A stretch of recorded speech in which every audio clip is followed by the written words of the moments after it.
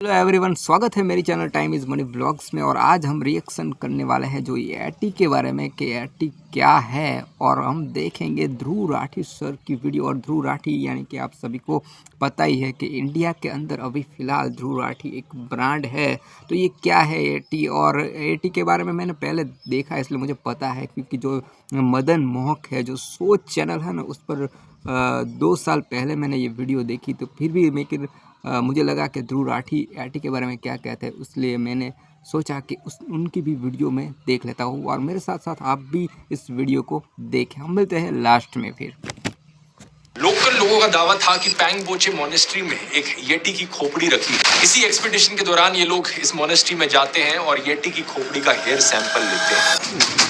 1937 के एक साल में टोटल में 7 एक्सपीडिशंस को ऐसे फुटप्रिंट्स मिले थे और इनमें से 2 एक्सपीडिशंस ने येटी देखने का भी दावा किया। असल में येटी की कहानियां हजारों साल पुरानी है और कुछ प्री बुद्धिस्ट एरा की भी कहानियां हैं जो चली आ रही हैं। रेगुलेशंस बनाए जाने का एक मतलब जरूर था। नेपाल और अमेरिका की सरकारों को लगता था कि येटी रियल हो सकता है। अमेरिका वापस लौटने के बाद टॉम स्लिक ने कहा कि शायद 3 तरह के येटी हैं, एक सुपर नेचुरल और 2 रियल। ये मानते थे कि ऐसा कोई जीव एग्जिस्ट नहीं करता है। लेकिन 1986 की एक शाम को कुछ ऐसा हुआ जिसने इनके यकीन को हिलाकर रख दिया।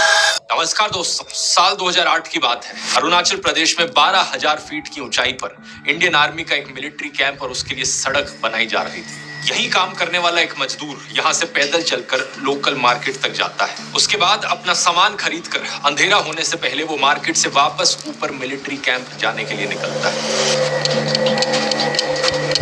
कई घंटे बीत जाते हैं लेकिन वो वापस मिलिट्री कैंप तक पहुंचता नहीं है। पूरी रात भर उसका कोई नामो निशान नहीं दिखाई देता।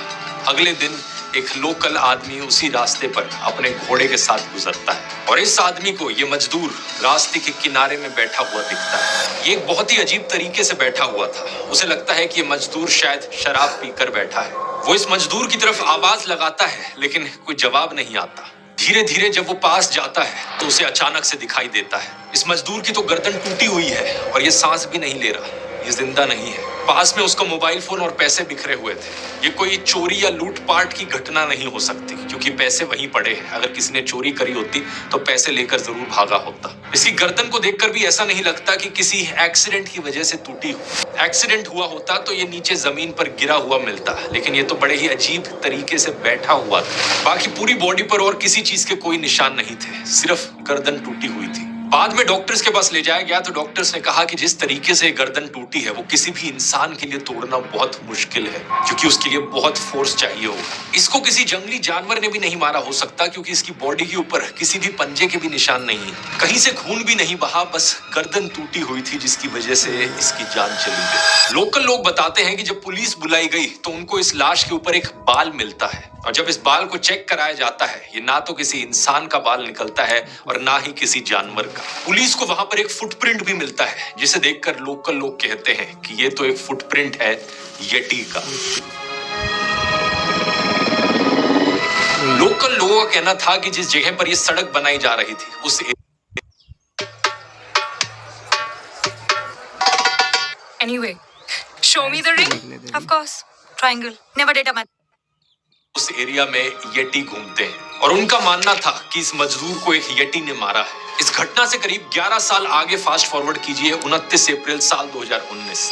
इंडियन आर्मी अपने ट्विटर हैंडल से एक ट्वीट करती है। पहली बार एक Indian army mountaineering expedition team ने मिथिकल बीस्ट येटी के मिस्टीरियस फुटप्रिंट्स देखे हैं। ये 32 इंच लंबे और 15 इंच चौड़े हैं। ये 9 अप्रैल 2019 को नेपाल के मकालू बेस कैंप के पास देखे गए हैं और येटी को आज से पहले सिर्फ इस मकालू बारून नेशनल पार्क में देखा गया है।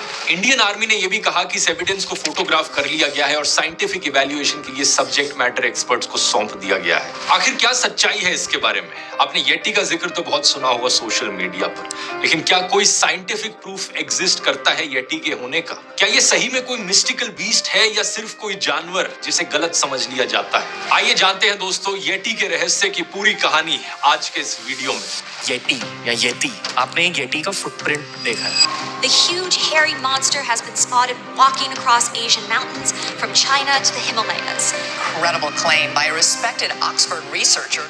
He says he has proof that the Yeti, the abominable snowman of the Himalayas, is in fact real.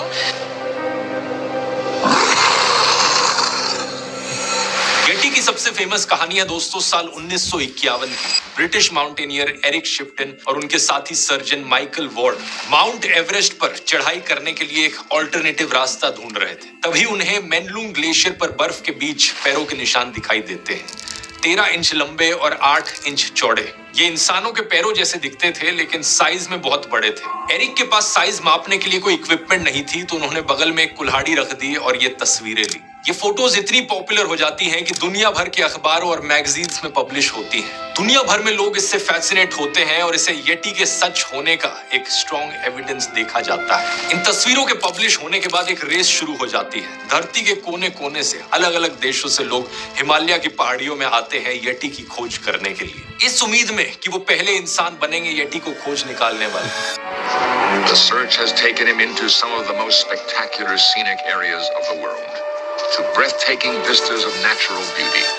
लेकिन ये येटी दिखता कैसा है? जिन लोगों ने येटी को देखने का क्लेम किया है उनकी डिस्क्रिप्शंस में कई चीजें कॉमन है। उनके मुताबिक ये एक बड़ा सा एप जैसा क्रीचर है जो साइज में इंसानों से बड़ा होता है। इसके लंबे लंबे आर्म्स होते हैं, काफी पावरफुल छाती और पेट। इसकी हाइट 7 से 8 फीट तक बताई जाती है। इसका वजन 90 से 180 किलो के आसपास। भूटान के लोगों ने बीबीसी को बताया कि चेहरे को छोड़कर इसके बाकी शरीर पर रेडिश ब्राउन या ग्रे ब्लैक कलर के लंबे बाल होते हैं और अपने शरीर को ये मोड़ नहीं सकता, यानी पीछे मुड़कर नहीं देख सकता। ये सीधा होकर 2 पैरों पर चलता है और जंगलों में ये अपने हाथ पैरों की मदद से एक पेड़ से दूसरे पेड़ पर जाता है और इनके अनुसार अपने हाथ में ये एक बड़ा पत्थर भी लिए होता है जिसे ये हथियार की तरह इस्तेमाल करता है। भूटान के लोग जो येटी में मानते हैं उनका कहना है कि आमतौर पर येटी अकेले या जोड़े में दिखाई देते हैं। बहुत रेयरली ये ग्रुप्स में दिखते हैं। ये सीटी बजाकर एक दूसरे से कम्युनिकेट करते हैं और इनसे बहुत ही गंदी स्मेल भी आती है। कभी कभी ये मुस्कुराते और अजीब आवाजें भी निकालते हैं। इनका दिखना बुरे समय और मौत का प्रतीक माना जाता है। कहानियों के अनुसार येटी इंडिया, भूटान, नेपाल और तिब्बत के हिमालयन एरियाज में पाया जाता है, खासकर नेपाल और तिब्बत में